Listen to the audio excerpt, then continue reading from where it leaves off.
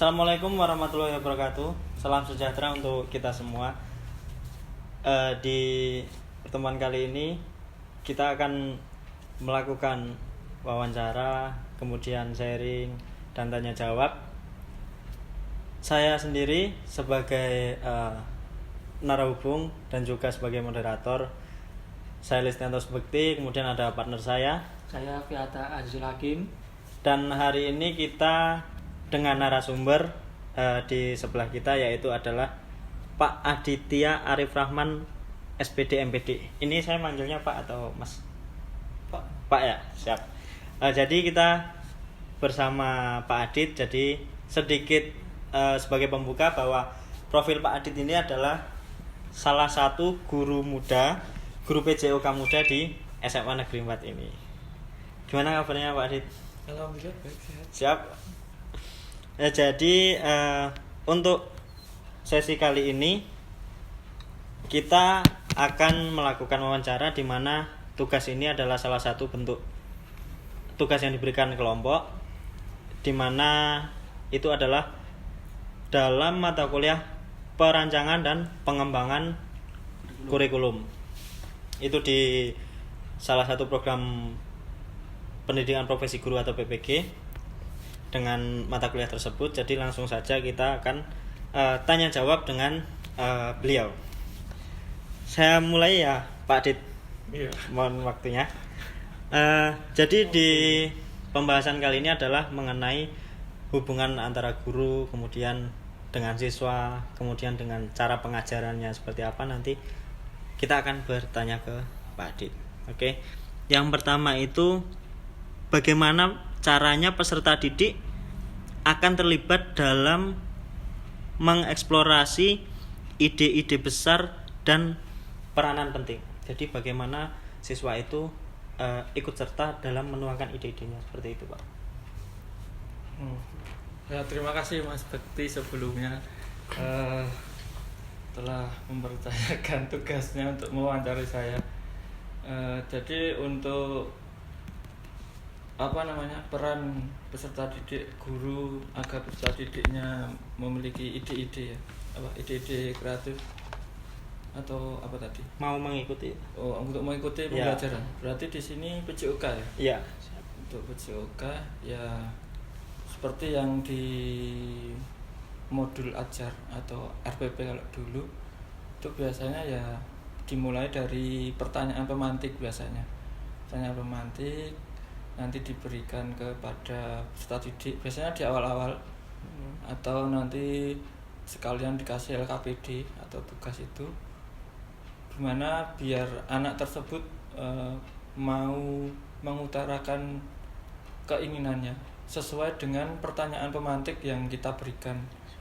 Jadi pertanyaan pemantiknya nanti disesuaikan dengan mapel PJOK, materinya apa, tentang misalnya kebugaran jasmani, tentang latihan-latihannya atau bagaimana. Nah, itu nanti diberikan pertanyaan pemantik yang mengarah ke sana, sehingga anak-anak itu berfokusnya nanti materinya langsung ke materi tersebut. Mungkin dari saya kayak seperti itu. Jadi kalau bisa diambil kesimpulan kecil gitu, berarti dari anak-anak itu harus mempunyai kreativitas tersendiri untuk mengembangkan suatu bakatnya di dalamnya gitu, atau gimana? Itu bisa. Jadi misalnya nanti pertanyaan pemantiknya, apakah sudah ada yang pernah mengetahui apa itu kebugaran jasmani misalnya. Dari situ kan nanti kita tahu, bila ada yang menjawab udah tahu pengertiannya, berarti nanti kita bisa cari materi yang lebih dalam daripada pengertian. Kalau belum tahu ya berarti kita mulai dari awal. Kalau udah tahu kan kebugaran jasmani ada latihannya ya nanti mungkin bisa ke buat program latihan kan, kalau latihan itu. Kalau dia udah tahu berarti nanti bisa lebih ke materi sana. Tapi kalau belum tahu berarti mulai dari awal. Misalnya seperti itu. Baik.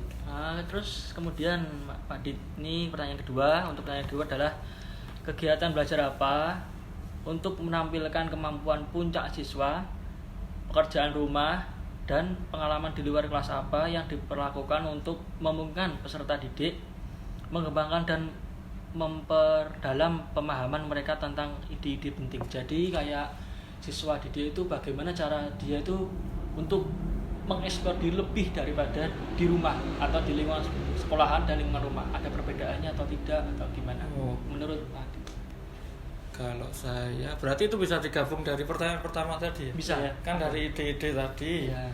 terus prospeknya ke berarti kehidupan nyata nih. Ya. Kehidupan nyata itu berarti kalau kebugaran jasmani tadi kan misalkan anak-anak udah mengetahui, udah punya ide tentang kebugaran jasmani, harus latihan seperti apa, misalnya membuat program latihan harus mencari apa dulu, misalnya kan harus apa namanya RM maksimal dulu. Nah, berarti anak-anak harus mencari RM-nya masing-masing, membuat program latihan, nanti bisa dipraktekkan di rumah. Praktekkan di rumah seperti itu. Kalau di P5 mungkin kan, kalau P5 kan harus sesuai dengan, walaupun itu project tapi kan ada judulnya sendiri. Kalau kemarin kan ada sehat jiwa raga, itu juga bisa, tapi kan nanti tergantung kesepakatan sekolah biasanya mau diisi apa. Kalau di sini kemarin kan senam, jadi kalau senam kan untuk kebugaran jasmani kan ya beda materi kan. Kalau senam mungkin bisa, jadi nanti ke arahnya dibuat ke P5. Tapi kalau kebugaran jasmani tadi kan misal materinya kebugaran jasmani, mungkin kalau di luar itu anak-anak suruh aja ke yang paling mudah itu ke fitnessan. Nah, ke fitnessan nanti kan ada instruktur. Ya, suruh wawancara instrukturnya, suruh buatin, terus mereka suruh praktek. Nah, nanti apakah dicatat di rumah, apakah bisa merubah kondisi kebugaran jasmaninya, misalnya kekuatan otot dan sebagainya seperti itu. Oke, jadi kan dari pembahasan pertama kemudian kedua bercerita atau pengalaman, berarti pengalaman Pak Adit sebagai guru sudah sangat banyak yang bisa kami tiru. Kemudian mengenai pengalaman tadi Pak Adit, pengalaman belajar apa yang paling baik sehingga dapat mengembangkan dan memperdalam pemahaman peserta didik? Jadi dari pengalaman Pak Adit sendiri. Kalau yang paling baik dan disukai anak-anak itu biasanya yang otentik. Yang otentik itu nanti Seperti apa Pak? Kalau otentik? Otentik itu misalnya menyerupai yang aslinya. Jadi kalau sepak bola langsung main. Kalau jadi nanti penilaiannya sudah nggak teknik lagi. Penilaiannya nanti proses pembelajarannya. Misal lari, gitu ya kayak game. Lari nggak hanya sprint lah. Nanti misalnya ambil bola atau apa, nanti bertim bisa pakai. Kalau pembelajarannya ya kayak tim game turnamen itu buat turnamen game kecil-kecilan. Kalau yang non permainan ya misal atletik atau yang itu bisa buat game. Tapi kalau yang udah permainan nanti buat game modifikasi biasanya yang mendekati permainan. Nanti penilaiannya otentik itu sesuai itu. Mungkin yang itu sih. Berarti dari situ sedikit banyak bisa memunculkan jiwa kompetisi dari kompetisi siswa. Anak-anak suka yang berkompetisi itu daripada yang teknik mendang gitu. Siap. Kemudian dari hal tersebut tentu saja kan dari banyak siswa yang diajar ini Pak Adit. Nah, itu bagaimana meminimalisir atau meminimalkan kemungkinan dari kesalahpahaman? Ya, jadi kan banyak itu siswa. Kesalahpahaman mungkin dari beda penangkapan materi atau mereka saling tidak memiliki pemahaman yang berbeda-beda itu ya mungkin. Kalau itu biasanya ya tetap komunikasi. Biasanya pakai kita refleksi, jangan lupa direfleksi.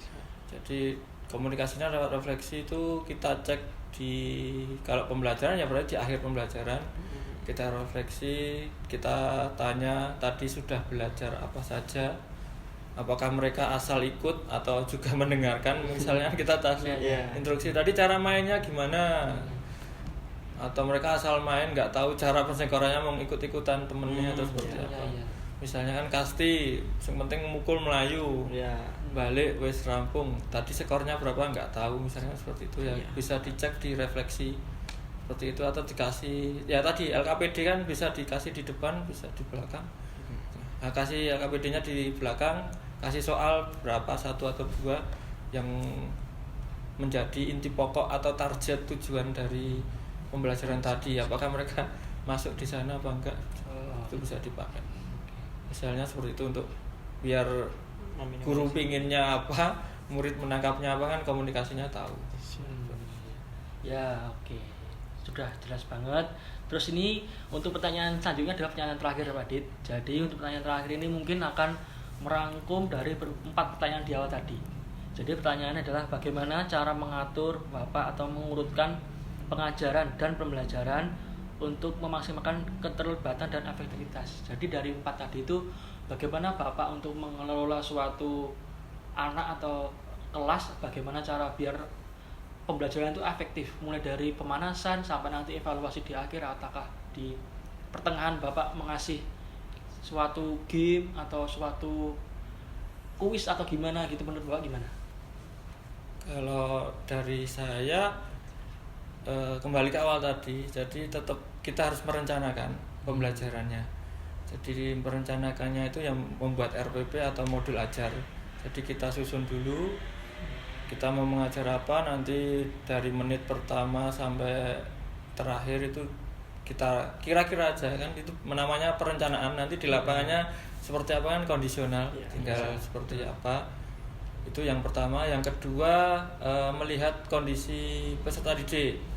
Kan kelas 1 dan dengan yang lainnya kan beda. Kalau di sini kan ada KKO. Nah, kalau kelas KKO pasti beda. Nanti pemanasannya dan sebagainya itu harus lebih menarik, karena pasti mereka bosan karena sudah olahraga tiap hari. Tapi kalau untuk yang kelas reguler itu biasanya pemanasannya cukup standar aja. Kan sudah, mereka udah kadang sudah capek juga. Jadi harus dilihat kondisi siswanya. Nah, nanti ya dari RPP atau modul bisa disusun dari awal pemanasan, berdoa, presensi, terus nanti pemanasannya dengan permainan atau tidak. Setelah itu di intinya itu mau menggunakan metode apa. Misal problem based learning ya berarti harus dengan pendekatan apa dulu, saintifik misalnya dengan mengamati dan sebagainya, itu ya harus dibuat kelompok. Atau kalau tadi ada permainan game ya harus dengan game. Setelah itu misal ada ice breaking mau ditaruh di mana, misal ada ya tadi LKPD-nya mau ditaruh, ya itu disusun dulu, direncanakan. Setelah itu cek lokasi, ya semoga kondisinya memungkinkan untuk dilaksanakan rencana itu. Misal nanti di lapangan ternyata hujan, ya udah pindah cari tempat yang teduh. Misal terlalu panas berarti kan nanti seperti itu. Kalau di lapangannya seperti itu. Kondisional. Ya, kondisional. Yang penting ada, tetap harus buat rencananya dulu untuk simulasi. Itu dan saya.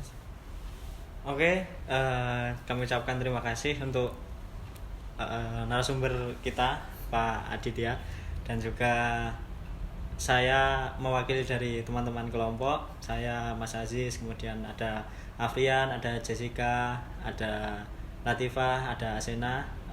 Kami dari satu kelompok mengucapkan terima kasih kepada teman-teman yang sudah menyimak dan mendengarkan video sampai dengan selesai.